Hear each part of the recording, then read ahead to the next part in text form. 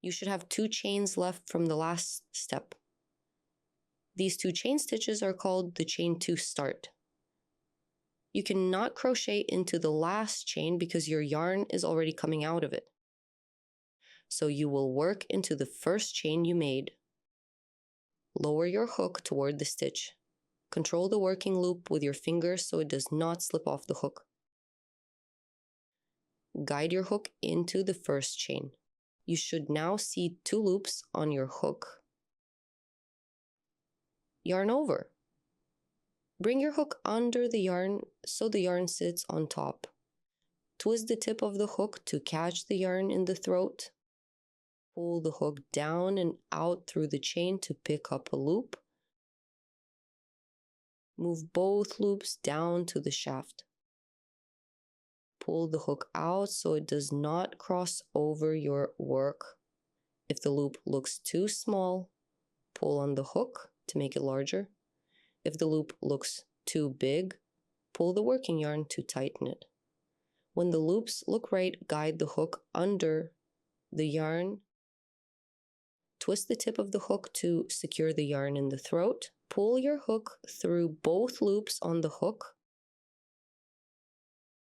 This is your first single crochet. Here is the top of the stitch, the V shape.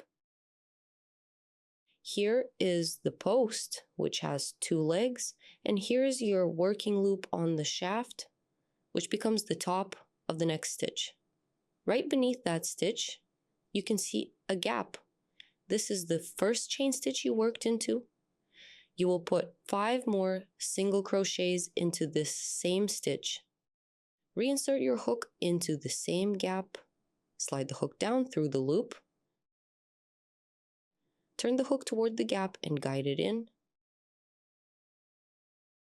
Yarn over, twist the tip of the hook. Pull the yarn through to pick up a loop. Make sure this loop is the same height as the stitch before it. Yarn over again. Pull through both loops.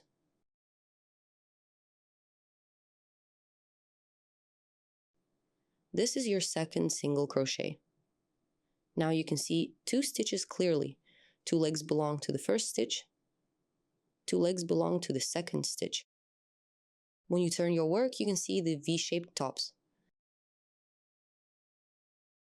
Make 4 more single crochets into the same gap. Insert your hook. Yarn over. Pick up a loop. Match the loop height. Yarn over. Pull through both loops. When you reach the knot, let it fall behind your work. Keep crocheting into the same gap.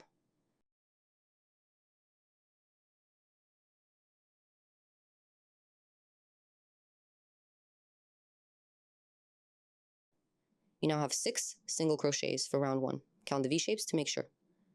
1, 2, 3, 4, 5, 6. If you want to take a break, pull the hook to make the working loop larger. This keeps the stitches from unraveling. When you crochet, the right side faces you. If you turn your work around, the wrong side looks different. You will see horizontal bars across the surface. If you need to frog 1 stitch, pull the working yarn until the top of the stitch comes free. Pull the loop out of the center of your piece. Now you have only the working loop left above the last stitch. You removed 1 single crochet successfully. Great, I'll see you at the next step.